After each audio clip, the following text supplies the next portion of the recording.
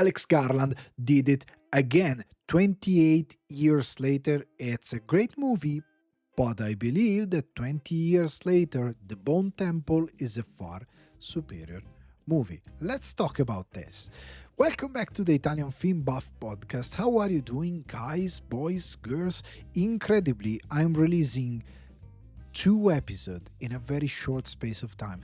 I mean, I'm releasing three episodes in the same month because I believe the first one that I released this year was January, and now February, two episodes. We are cooking, guys. We are cooking. This is insane. But anyway, welcome back. I want to talk about the both movies, 28 years later and 28 years later. The Bone Temple. I can't. But anyway, I want to talk about both of them because I watched 28 years later right in January. I watched it at home, and then this week I went to watch, or at least last week, depend from when you watch this or listen to this, I went to watch The Bone Temple. Finally, I managed to watch the movie, and I found both of them brilliant. But I want to start from what Alex Garland did, because I love Alex Garland. I admire him as a screenwriter, but also as a director, because after he made two amazing movies like Civil War and Warfare. I love Civil War. It's a fantastic movie. I think it was brilliantly written and directed. And I think that back then many critics said, oh, this is bonkers. He's completely out of touch compared to the reality. And I believe he had a better grasp upon the scenario of the American present more than anybody else. He was not more than anybody else, but in the artistic scene, he was on top of it. He knew exactly what he was talking about press, free speech, and the totalitarianism. Anyway, in the United States, he knew it. He knew what was about to happen, like many other people in the United States and abroad. But on an artistic level, he made a movie that is going to be a testament for history, but as well for how to make a great kind of dystopian film. It's great. It's fantastic. I believe it was brilliant. And then he made something way smaller like Warfare, and it was brilliant that as well. But then he went back to a great movie, a great saga like the one 20 whatever years later. It was days, weeks, and now we have years. And I think that Alex Garland, this is my speculation, because I see that he's a great admirer of Neil Druckmann and The Last of Us. There is also a conversation between the two of them. There is a podcast by Sony, I think is produced, and they are in conversation that they talk extensively about The Last of Us and their respective creative effort. And I believe that he took from Druckmann and The Last of Us something that I really love, and I'm going to explain what I mean. What I mean is that if we talk about the zombie genre, let's go in a broader sense. Romero, when he created the zombie, wanted to create a zombie that was for the modernity. So every time in horror, vampire, Frankenstein, ghosts, the monster are always a mean in the horror genre, to talk about the human spirit, to talk about something about humanity. Okay, when we talk about ghost, people said everybody has his own ghost, everybody's dealing with his own ghost, and that comes from the fact that ghosts are a good way to represent something that haunts us, something that we have inside of us, something that is unresolved. And it's a way, even if you think something that was transformed into something very naive and for everybody, like Dickens' Christmas Carol, it's actually a genre tale. If you read the book, it's pretty scary at some part of it. But anyway, it's something to talk about humanity. Okay, it's always been that. You can also transform a genre also to make just a, like Stephen King said, a very good compelling horror story. You can do that, like the kind of horror story that you tell around the fireplace, but sometimes those stories have element of morality that every story has. Doesn't matter how much campfire-ish or not it is. But anyway, you can also tell a good horror story for the sake of telling a good horror story. But let's go back to Romero. When Romero created the zombie, his general idea was to give a device to utilize a device to talk about the modern era. And I think that the zombie was one of the most innovative monster ever created. I mean, we if we had The Walking Dead and all the stuff, it's because at some point people said, "Oh, look, this guy, he knew what he was talking about when he was talking about consumerism and capitalism. He had a good grasp, not on the whole thing, but the problems that those stuff could have created with the passage of time. And now we are in the dip. I mean, we are into the worst consequence of that model that needs to be updated and changed because before it swallows everything. But it's something that we should think about. But anyway, that character, it was most of the time intended with those kind of element, or like others did, the zombie became like a popcornish kind of character. So an excuse to make a display of the worst part of the humankind, to create cruel setup to show how humans become when they are at the verge of humanity. And that happened as well with, you don't have to use the zombie, you can use as well post-apocalyptic kind of setup. So in general, it got swallowed into the kind of post-apocalyptic setup. That's it. But with The Last of Us, I think that this is my vision, okay? I'm not saying this is it. I'm saying what I think they done brilliantly and what then Garland took for this thing. So with this shift, what Druckmann and the team at Naughty Dog with The Last of Us made was, okay, we have infected. They took the cordyceps, okay? But they used that setup to tell story that now you can't tell without turning everything into a cliche or bending a lot reality. For example, you want to make a revenge movie. Okay, part two, it's really about revenge. But if you make a revenge movie nowadays, you gotta bend. I mean, the suspension of disbelief has to be massive because society is more complex. You can just go around shooting here and there. You gotta create a space that it's very, police doesn't exist, those kind of stuff. The consequences of some stuff are really out there. It's you gotta create a big suspension of disbelief, and it's gonna be a lot of cliche because your hand is kind of forced by whatever you have around. You gotta close your eyes and ears and on so many things about reality that became something completely different. Like you can go deep into a world like John Wick, where the assassin, they are basically the idea of the assassin, they take over completely reality. Okay, you gotta go into that realm or something like that. But if you create something like a world where a virus like we've infected took over the whole world, it's not that it's a post-apocalyptic, it's like of that setup, but it's something more because you create a space where you can tell those kind of drama and complex story that it's more like Shakespearean kind of breadth and depth, because you don't have all the consequences of and the limit of a civilized reality. You go back to time where society was less evolved, and so you have less rules and the loops to avoid.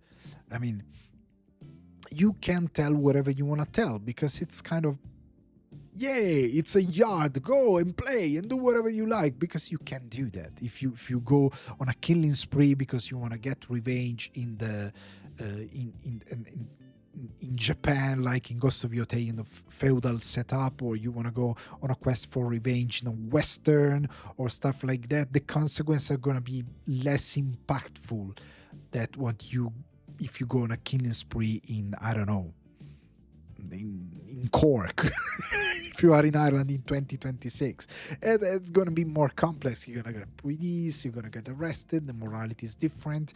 But with this setup, you go back to the basic of the human race, and you can avoid this thing, the law and judges and lawyer and those kind of stuff. You go back to basic human principle, and you can reflect even on a philosophical level on something more interesting. Okay, that's what I think it is. That what I think it is very compelling, because, for example, in the first The Last of Us, you have the whole thing about love. I think that Craig Mazin understood very, very well the source material. It's a show about love, yes, because it's the extreme consequences of the love that the father has toward the daughters. Because, of course, in that setups where the end of the world is unleashed, there is an infection, okay? There is a huge outbreak. People are going insane. Nobody knows what to do.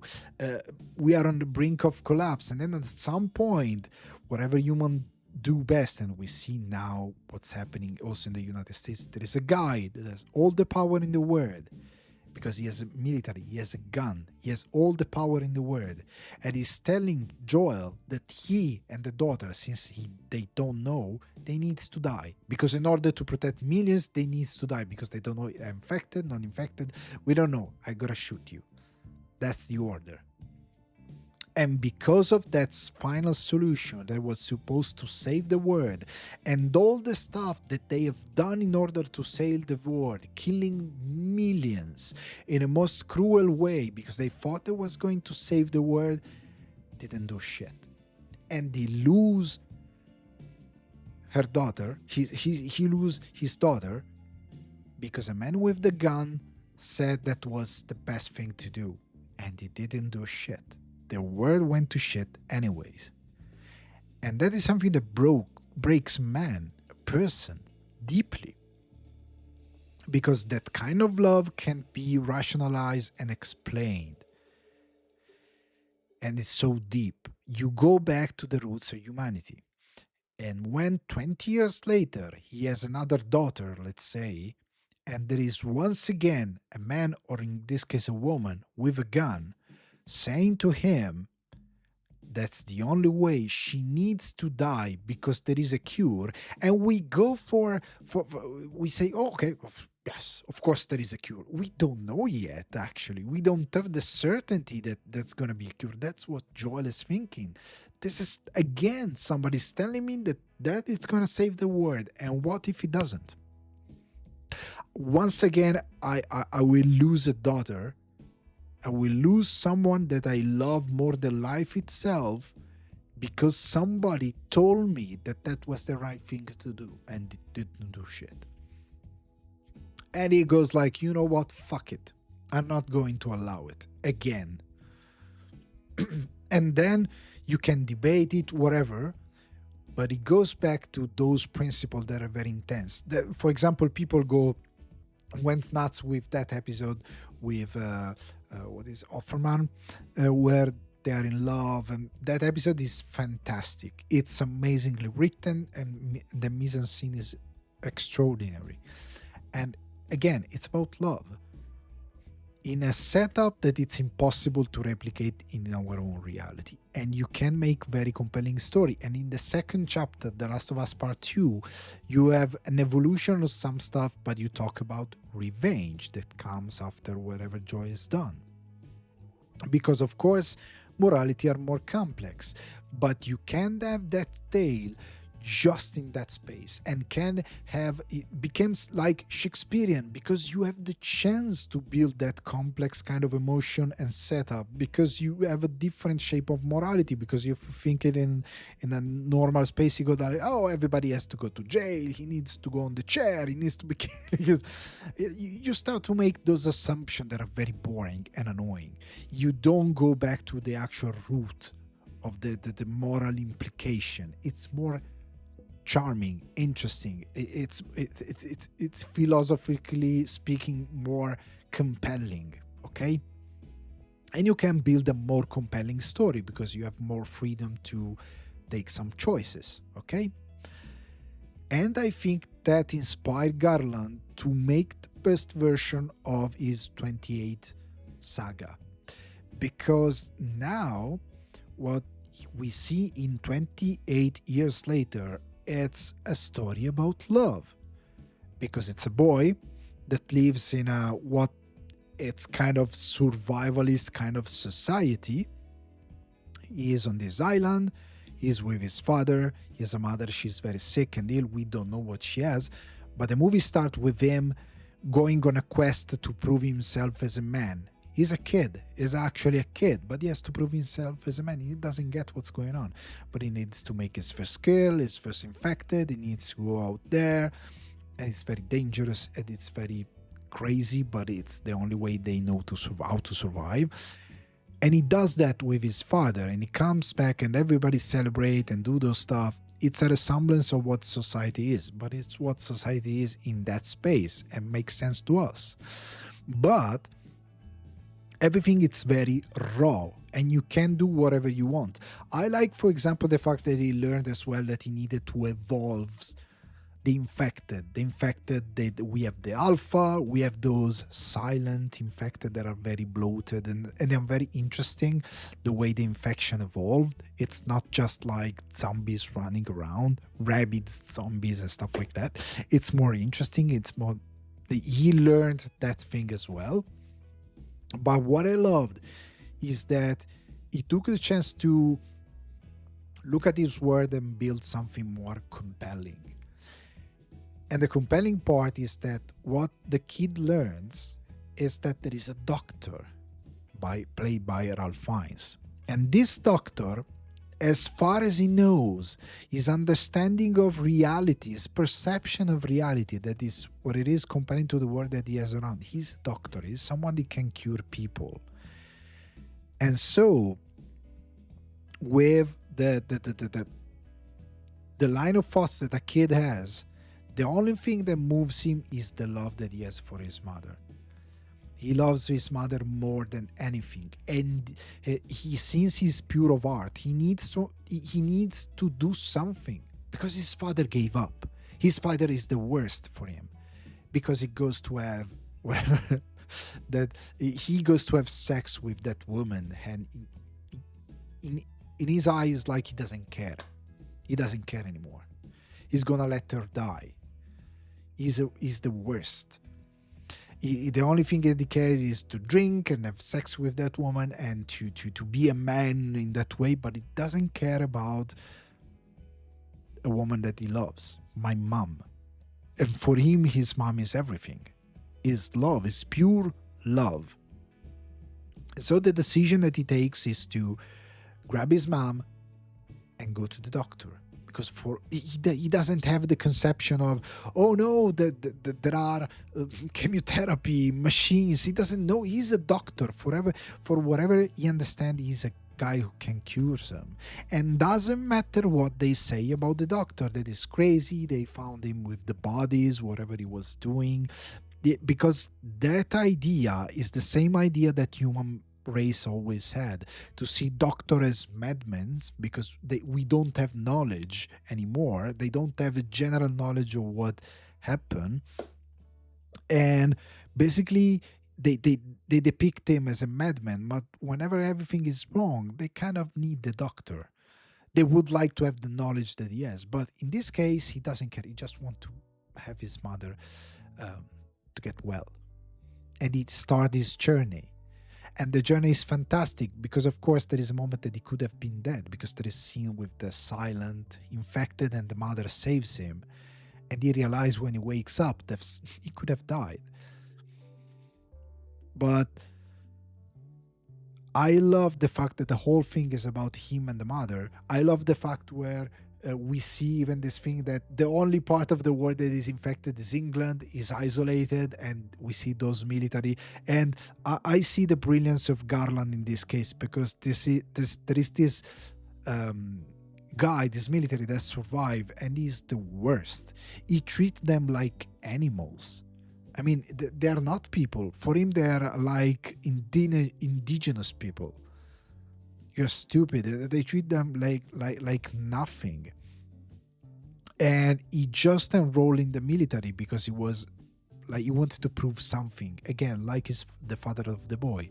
He wanted to prove to be like a man instead of being a delivery driver back home. And the things that I love the most is when he showed the picture of his girlfriend to the kid, and the kid is a kid in a world where there is nothing like we have now, and he's used to, well, real people. And he sees this girl and she has those huge lips. She people that we see around all the time, I'm sorry, but they don't look human as human are supposed to be. And that is his reaction, his genuine reaction. He goes, why she's sick? She has a reaction to some shellfish. He is like, she's allergic to something. I don't know. The reaction is the reaction. Somebody thinks she's sick. She has something wrong. And the guy gets upset because it doesn't get, oh, she's beautiful. And the concept of beautiful for the kid is more elemental, is more pure. And for him, her mother, she's beautiful. She's Jodie Comer. She's fantastic in the film. And anyway, when they reach the doctor, what surprised me is that Garland, he managed to put something so, I don't know, so tender and moving into a world that is so cruel and terrifying. Because it's all about that memento mori, this bone temple. It's like a celebration of life. I don't want to talk about it with spoiler, but basically, whatever he does, the decision that he has to take there, it's very tender and moving. And I was watching the movie, it was like, it was the same for The Last of Us, for many people saying, I was here watching a horror kind of infected kind of show, and then I started to cry because of that episode. It's the same here. I was there for 20 years later, something that he started as something very, with the alpha, very menacing and violent, because this alpha takes people heads and rip them off completely with the spine and everything. And then we have this thing super tender about life, memento mori, remember that you have to die, and it's a celebration of life. And it's very moving, and it's something else. And then the decision that this kid takes with whatever happened with that infected women and whatever, I'm not gonna spoil if you haven't watched it, but it's very mature because he understands life now and he respects life, and he goes back, he does what he does, and then he starts his journey again because he doesn't want to go back to where he grew up. He doesn't want to go back to his father because his love lies with his mother, and he lost it. And he's in pain. And the only thing he wants to do is to be out there and survive and find out about this world. And the way he ends, he meets those Jimmies. And that's where we cut. And it's funny because Garland started the movie with dead kids. The movie starts in the most horrifying way possible. And that's what surprised me. Because, as I said, it ends with a very tender note, and it starts with something that it's very horrifying, with those kids scared watching the Teletubbies, and the scene, it has a great impact. I mean, you have those kids scared to death because they know what the infected are, and what happened to them, it's horrifying. and the kid who managed to survive in the church, and they see whatever he sees, and then he leaves. And then we cut, and we think he's the main character, but the main character is not him, it's this other kid. And we see, in a way, Garland put us two kids with two different consequences, but both of them, they have a father figure that is not a good father figure. But the consequences are different because I think it's Spike, the name of the kid. He finds in the doctor somebody that has humanity, and he has knowledge, humanity, and tenderness and empathy. But Jimmy finds a word that is cruel, and he gets swallowed by it. And he had a father that left him with something that it will turn him into whatever we see in the Bone Temple. And the fact that we end with the introduction of Jimmy as a grown up, it's very interesting because Garland is very smart here, because his new trilogy, those three movies, I'm looking forward to see the last one. But the first one, it's clearly a story that has a beginning and an end. But it's like the first chapter in this new book with this character called Spike. But the second chapter, The Bone Temple, is a completely different story. And it's about Jimmy's. And Spike goes in the background. And suddenly the main character is Jimmy, and at the same time the doctor. They are the main character in the movie, because we explore those two personality. And I love the fact that that kid, with the consequences, the choices that created Jimmy, create a here I don't want to spoil anything as well, but it's very compelling and interesting and cruel. And the movie, for the most part, it's very violent, and it's very crazy, and it starts in the worst way possible here as well, with a huge trauma for Spike. But then the lead is clearly Jimmy, because he has created this sort of Manson family, in a way, that those Jimmys, a cult. It is completely delusional, but it's funny because it's not delusional, because he's crazy. He's delusional because he's ignorant. And when he meets the doctor, I love the scene where they meet, because it's so well built. Because at some point you got there, but he's actually making fun of it, or he's actually like that. He actually believes that the doctor is who we think it is. And when they have this confrontation, it's amazing. And there is this confrontation between the explanation that we give ourselves when we don't have knowledge, and how most of the time turn us into cruel and arrogant and dangerous. And when someone has knowledge, and how knowledge make us wise and tender and kind, and a resource for everybody that comes in contact to us, because the doctor and the relationship with the alpha, it's amazing. I loved it. And then I'm going to speak technically about both movies, but here there are choices in the screenplay that with a bad director could have turned into something ridiculous. But since it's well shot and the mise-en-scene, it's very interesting and very well done by Nia DaCosta, it's very brilliant. It could have been way worse than this. Instead, she made an amazing job in put on screen whatever Garland wrote on the screenplay. It was a dangerous thing to do, but they land with an amazing director like Nia DaCosta. But anyway, the thing here is that here we see some other stuff about this word. The idea of the infection, and some suggestion that are given to us both by what the doctor thinks about it and what we see at some point. So we understand that this assumption is right in a way, and what he decided to do, and the consequence of what we decided to do. And incredibly, the alpha becomes a character, a full character that is an arc, and it's compelling, and we kind of relate to that character.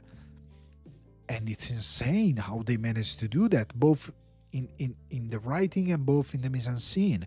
I mean, Garland took a big decision, and he managed to make an infected character into an actual character of the story, and we can kind of understand him, and we can kind of get under his skin in a way, and we know him more as something that is supposed to be an element like a boogeyman, very scary. It's turned into something that it's an element of empathy, and it's very well made. I mean, he did it very well, because there are some scene, the way he changed the doctor's mind when he tried to do something, but it's spoiler. The whole thing that the doctor, the whole speech that he makes for him, because it goes back every time for the things that the morphine. He goes back for the morphine and that mix of things that he gives to him, and there is this amazing relationship, and how the doctor, like for the mother of the boy, has only one resolution in a way, because there is nothing much that he can do, but then you find out something. And the whole thing, it's very well put. But then when we go back to the gym, is the ending, even when they use music, because they use music in a very this diegetic way, even in English I think that's the word, when the music, it's not just in the editing, but it's in the scene, and then we hear it with the character. The music is beneficial for both the audience and for the scene, because it's actually in the scene and becomes part of the whole thing. And the way we have this idea that the doctor, as a man of wisdom and knowledge, he managed to kind of put on a show that for everybody else is like something out of this world, but for him, he knows willingly that is a show, and he take an amazing decision. And the very end, he takes an amazing decision. I think I'm going to talk with spoiler at the end, because I want to talk about a couple of things. But anyway, that part, the way they use music, the way it's directed, it's insane. Nia DaCosta did an amazing job. Everything that we see in this screenplay could have been very bad if shot by Christoph Gans, for example. I'm still outraged about the Return to Silent Hill. Christoph Gans would have destroyed this screenplay like a bulldozer, with no pity and no mercy for a good screenwriter. But anyway, the thing is that on the writing side, we change perspective, and even here we talk about we talk about how knowledge and empathy and those kind of stuff, they get along. The more you are wise, the more you're gonna understand wrong or right, and the human behavior and the human beings, and you're gonna get a more grasp on what is supposed to be right and wrong.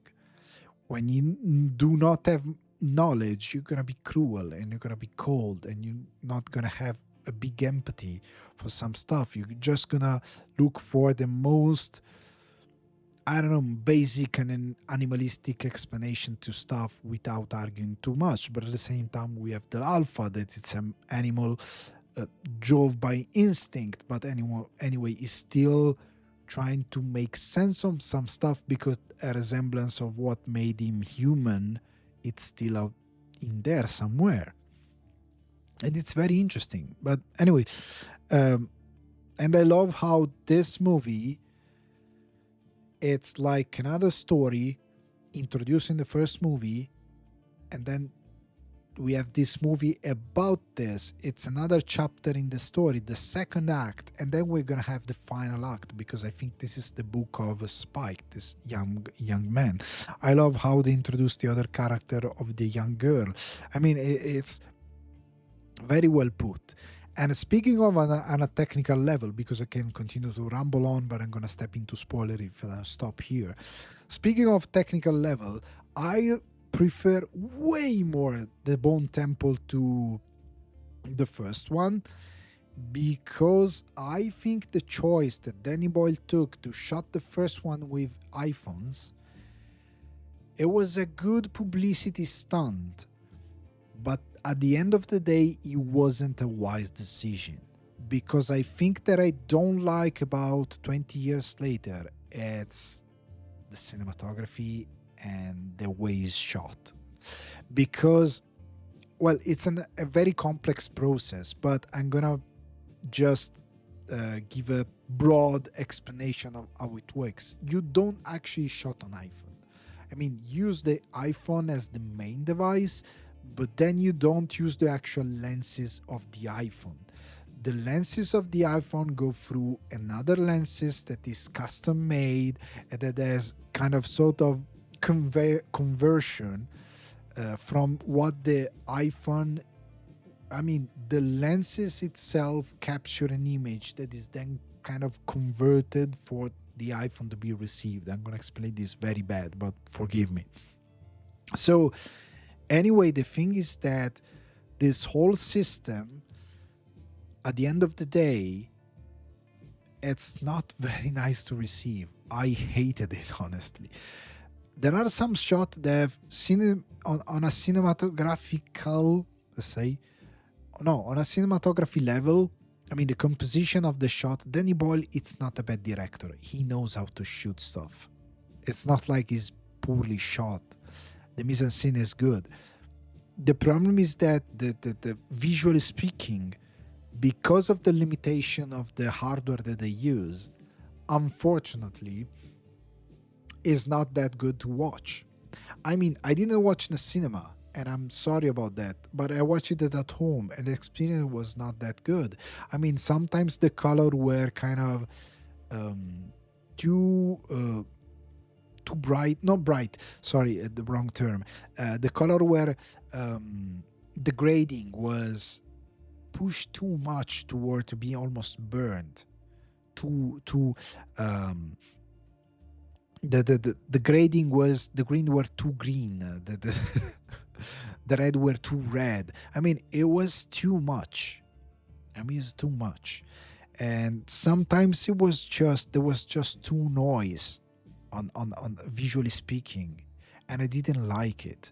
I just think that if they have shot it with digital cameras like they shoot in movies, they would have done way better.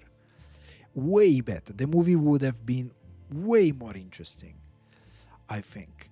It would have worked on many levels in a, way better than it has with this, let's say, experimentation. That's what I believe. The Bone Temple that is shot with regular cameras by Nia DaCosta, it's way better. I loved every decision she took with the mise en scene. I love the quality of the image. I love the framing. I love the photography. I love the whole final part at the Bone Temple with that spectacle of lights and fire. It's amazing. I believe the poetry of the images, speaking of horror, it's way far superior in this movie than in the first one. I believe they wanted to recreate with the first one what they've done with the first movie, but the first movie was an experimentation about digital camera. And it was interesting anyway, because since it was like a post-apocalyptic kind of end of the world situation, back then it made kind of sense to have that quality of the image. It was a very interesting experiment that was aligned to the time we were living in. And it was fine. And I think it worked in a way. Even if I would have preferred to have a regular camera to shoot the movie, but it was very interesting. Also because it was a very kind of, let's say, low budget movie, and they need to stop the center of London for the shooting, and it was impossible to stop the center of the town for a long time, so they needed to have something like a digital camera to speed up the process, so it made sense under many circumstances. In these cases, they are in the middle of nowhere, didn't make sense. At some point I was like, why you didn't just shoot, I mean, on film? Shoot it on film. Don't use the panoramic aspect ratio, shoot it on film. I know it's like a cliche in a way, but I would have liked to see him shoot on scene on film, because he's a very good director and he knows what he's doing. And I know that he could have managed to shoot on film with the classic format instead of the panoramic format. And I believe, like for Sinners, it would have been way more. Sinners is shot in IMAX, most of it, but I know that I'm not saying shoot it in IMAX, just on film. And I think it would have been way better than what it is with iPhones. The sequel, as I was saying, Nia DaCosta she's fantastic. She made an amazing job here, and I want to talk about it with spoilers because I want to reference to some stuff that are in the movie. But so with spoilers in 3, 2, 1. So spoilers.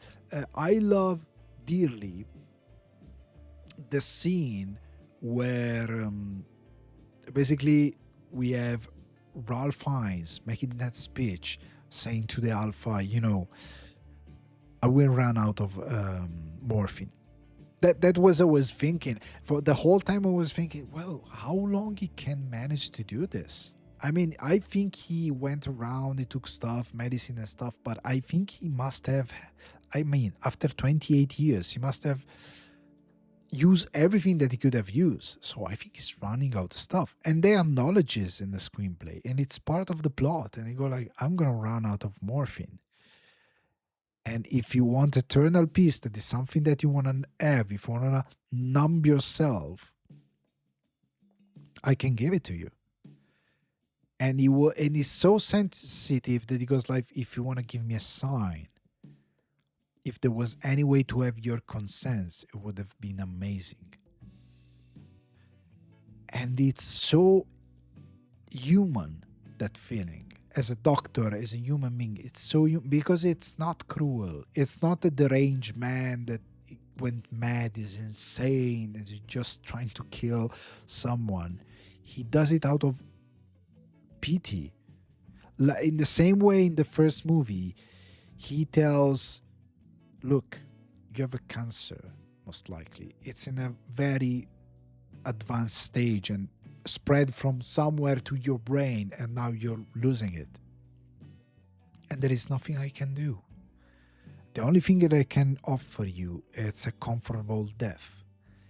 And the way they frame this, even for the kid, because the mother, she's like, well, yeah, I don't want to suffer like this anymore. It's going to be terrible.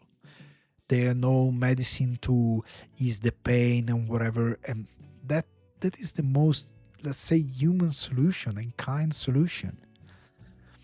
And the way they frame it for the kid, it's so, it leaves you so heartbroken. Because I mean, he did that just for out of love for his mother. He went through insane danger for himself and for her, just out of love. And the only solution that he has found is that it's something that they can't fix. And she has to die. And for a kid, that it's insane painful.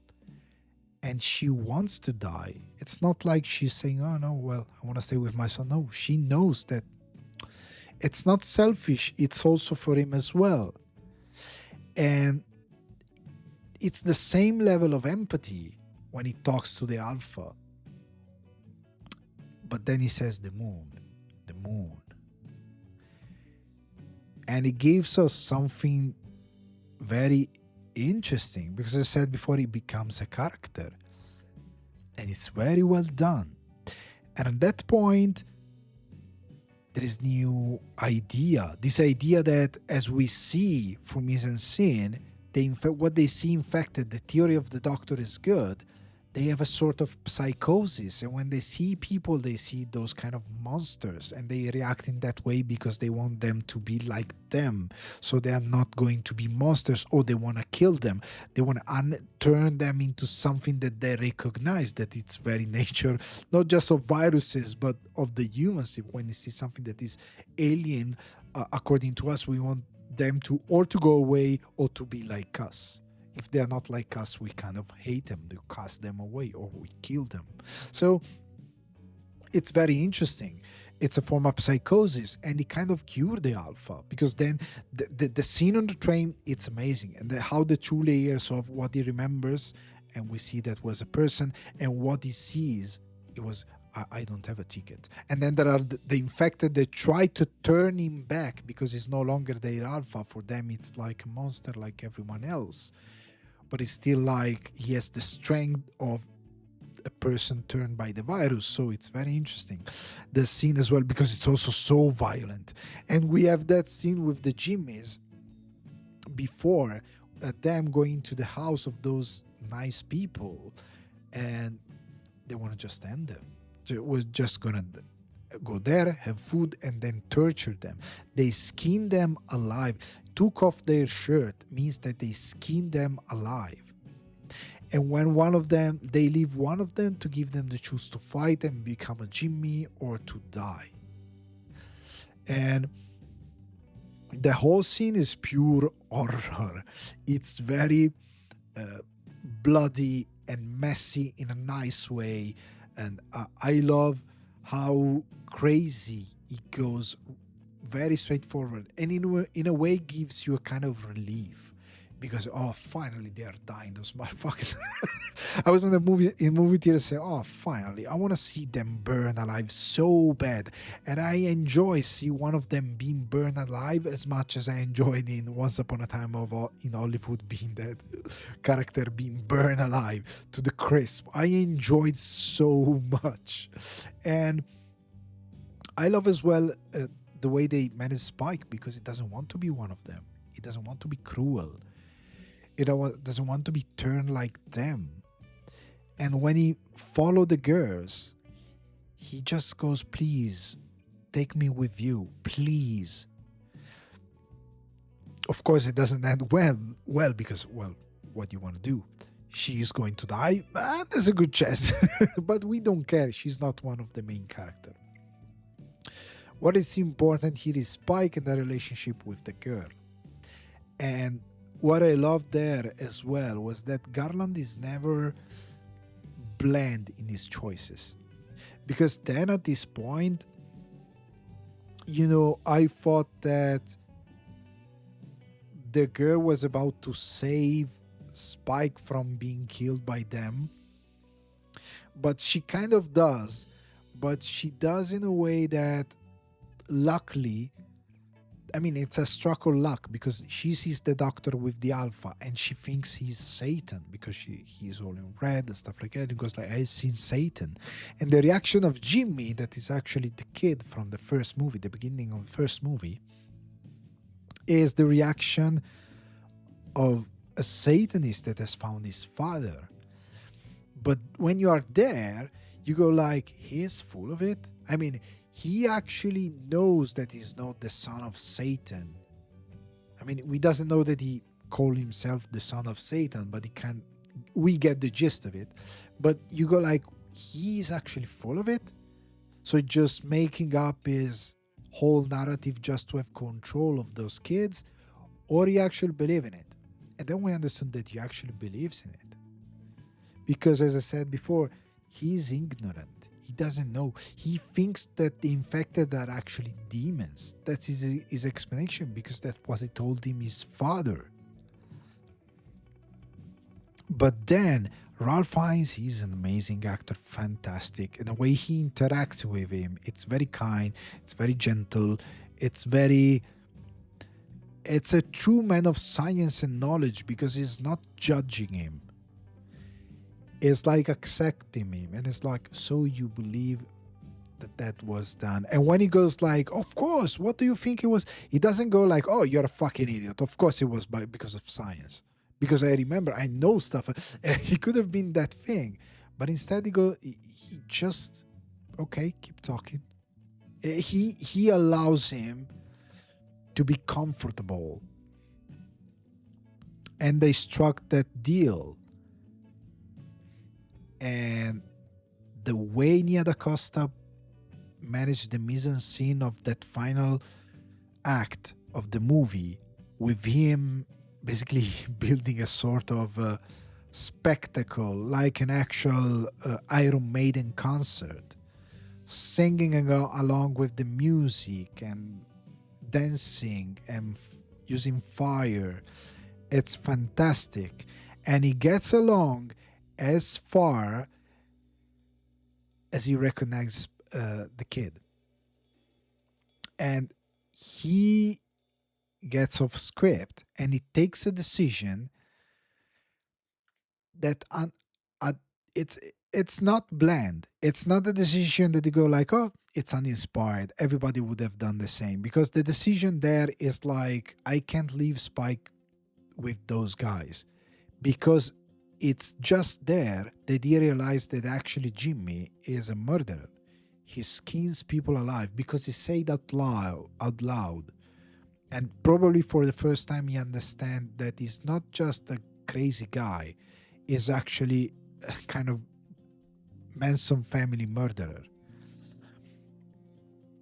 And it's a big no-no in his book. And then, since he recognized the kid, he takes a decision.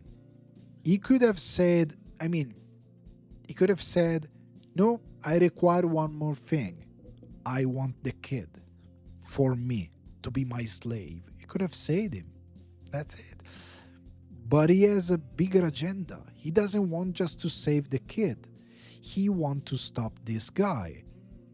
So in his delusion, he tried to trick him with his own delusion. So if you're the son of Satan, if you are my son, as well as the son of God, in order to be reborn and do your thing, you need to be crucified.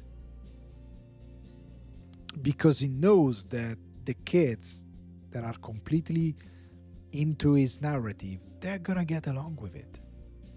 Okay? And of course, he won't allow that, because he's a coward.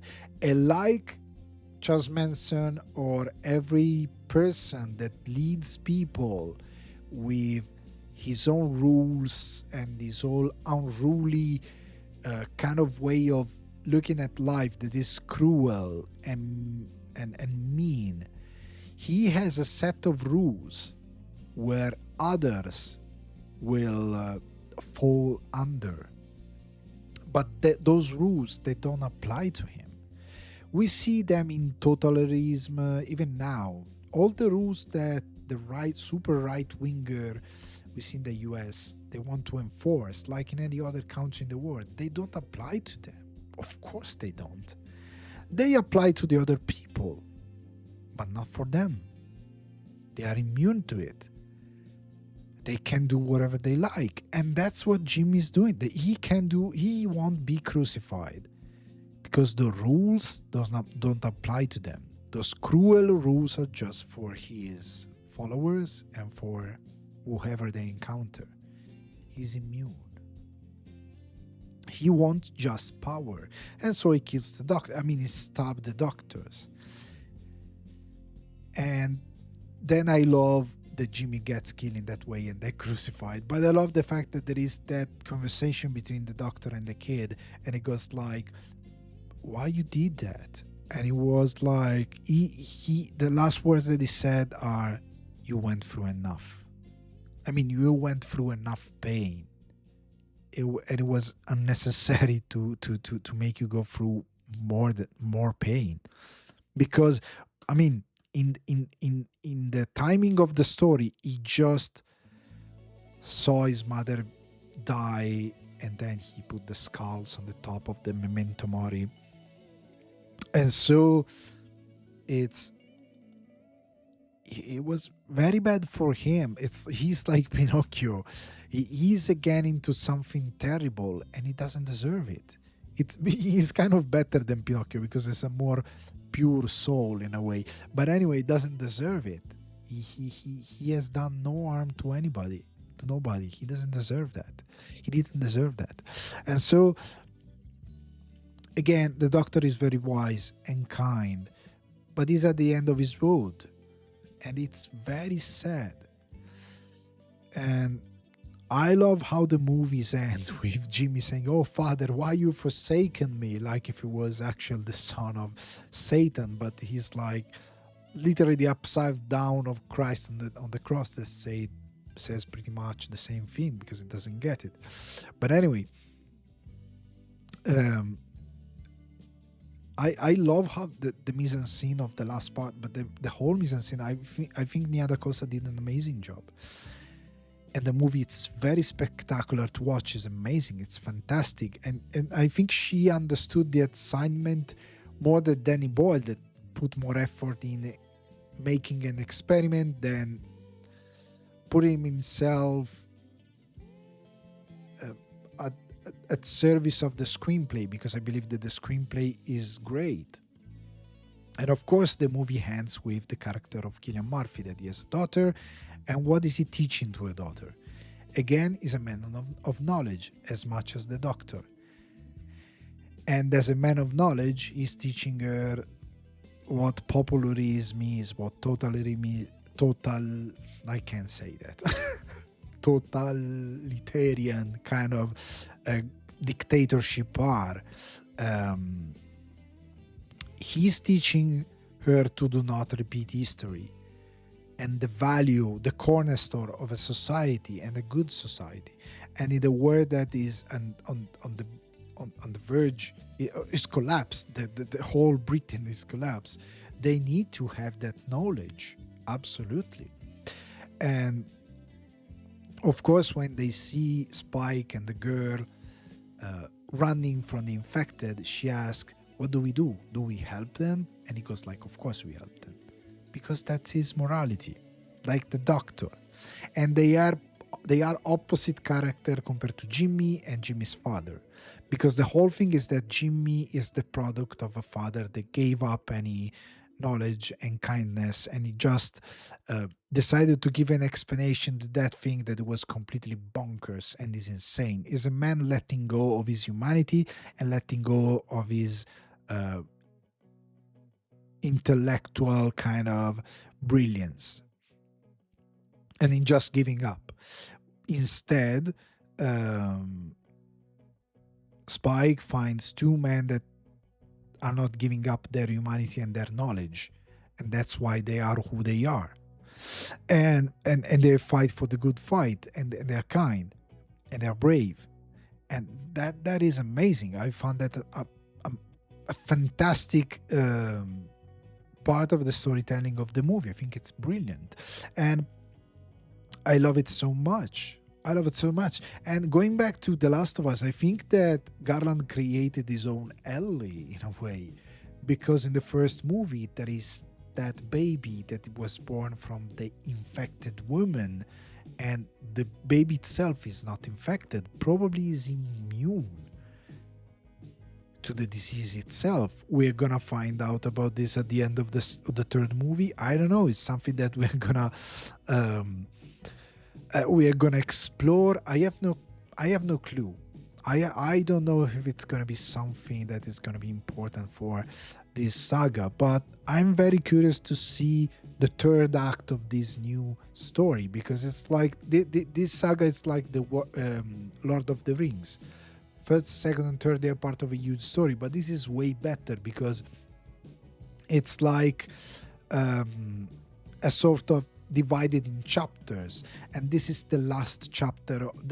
We are going to watch the last chapter of this story, but every movie, they are connected, but every movie has an act that has a beginning and an end, and there's different protagonists. It shifts, and I loved how Garland managed to build this whole trilogy, and I'm looking forward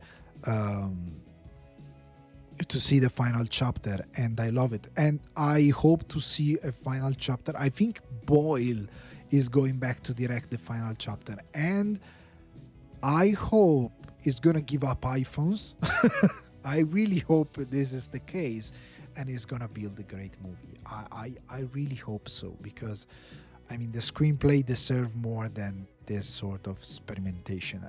I believe Boy can wrap up the trilogy with a great film, and I'm looking forward to see what Garland is doing with his word and his story, and if it's gonna be the end. I hope it's going to be the end, because at this stage I think Garland is the one that can manage this kind of story. To be honest, I gotta be honest, because it's very brilliant. And there is not, I can't think a part of the movie that it has weakness. I think it's very brilliantly set up, the whole thing. And so I'm looking forward for the third chapter. I hope it's gonna be released soon. And let me know your thoughts. Let me know what you think about those two movies.